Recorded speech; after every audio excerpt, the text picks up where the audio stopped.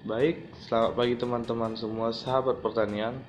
Saya David Tambolon dari Agroteknologi 5 Pertanian USU. Ya, saya akan membahas mengenai tentang kakao. Ada dua hal yang akan saya bahas. Yang pertama itu adalah mengenai bagaimana ekspor dan devisa yang dihasilkan dari kakao.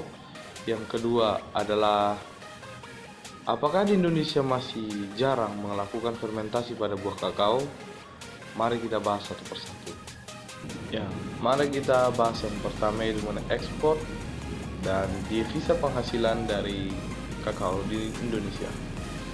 Ya, sebelumnya kita harus mengetahui bahwa negara produsen kakao di dunia antara lain adalah Brazil, Kamerun, Ghana, Nigeria, Ekuador, Pantai Gading, Indonesia, dan Malaysia. Di antara negara tersebut, penghasil kakao tersebut pada tahun 1996, Indonesia berada pada tingkat ketiga setelah Pantai Gading. Walaupun berdasarkan luas kebun yang dipanen berada di urutan ketujuh, Indonesia sebagian besar biji kakao diekspor ke luar negeri. Permintaan yang tinggi untuk kakao banyak dari negara Belanda, Amerika, dan Italia. Pemasaran biji kakao di Indonesia telah mencapai pasar internasional. Sebagian besar biji kakao Indonesia diekspor di luar negeri.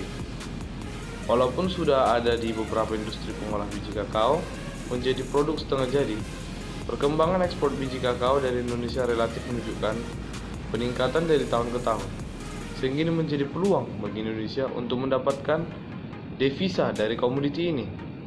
Hal yang sangat menentukan tingkat harga di pasar internasional adalah mutu biji kakao. Oleh sebab itu, yang perlu diperhatikan oleh produsen kakao terutama Indonesia adalah kualitas biji dari kakao yang diekspor. Pokok utama permasalahan dinilai rendahnya mutu kakao Indonesia di pasar internasional antara lain disebabkan oleh hama dan umur tanaman yang sudah sangat tua. Akibat dari buruknya mutu kakao Indonesia ini, ekspor kakao selalu mengalami automatic detention oleh Amerika sejak 1991 sampai saat ini. Ya, baik teman-teman, kita akan membahas yang soal nomor 2, apakah di Indonesia masih memperlakukan fermentasi pada kakao. Ya, menurut Soetanto dalam pesan tertulis kepada bisnis, pasar Uni Eropa bagus, tapi petani Indonesia harus mulai mau melakukan fermentasi. Kalau ingin Eropa harus biji yang fermentasi. Oke, menurut Sutanto menjelaskan bahwa fermentasi merupakan tahap yang penting. Pasalnya, tanpa tahap ini kakao powder tidak bisa menjadi bahan pembuat coklat dan bahan minuman coklat.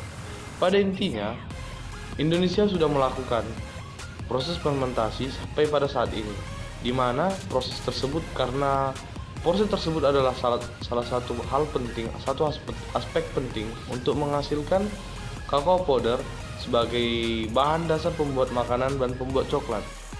Baiklah teman-teman, demikian penjelasan dari saya. Semoga apa yang saya jelaskan merupakan hal yang bisa kita terapkan ataupun bisa menambahkan ilmu untuk kita. Jika ada teman-teman yang mau berkomentar, silahkan komen di bawah kolom komentar. Salam pertanian.